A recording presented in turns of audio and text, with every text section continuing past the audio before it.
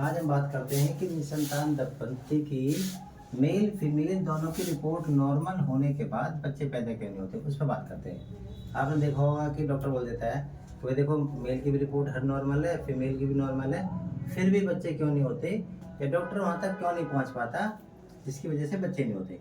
Mail के अंदर देखते हैं सीमेन एनालिसिस रिपोर्ट को, पहले हम इसी को पढ़ लेते हैं। वीर्य की रिपोर्ट कह क्या रही है, सही बनी है गलत बनी है, उसको देख लेते हैं।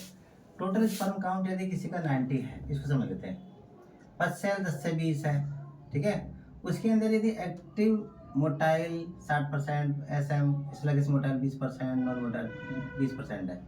अब ये तो पहली बात है, यदि किसी के अंदर पश्चैल इतनी होंगी, एक्टिव मोटाइल इतना होगा ही नहीं, ये रिपोर्ट फर्जी है।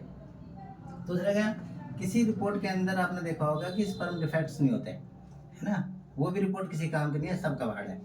अब यदि किसी में स्पर्म डिफेक्ट्स दे भी रखें कि 50% है, और मान लेते हैं कि ये भी ठीक मान लेते हैं, तो इसका पहली बात है ये किसी काम के नहीं होते।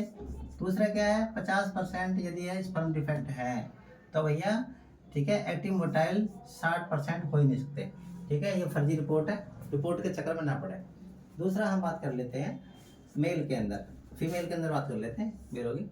उसके अंदर सबसे बड़ी बात है एग की क्वालिटी देखनी चाहिए। बहुत से आईवीएफ वाले क्या करते हैं, एग क्वालिटी सही आ रही है, सही आ रही है, सही आ रही है, बहुत देर पकाते रहते हैं, बाद में जाकर आईवीएफ पर सीधा सीधा उनका फोकस होता है।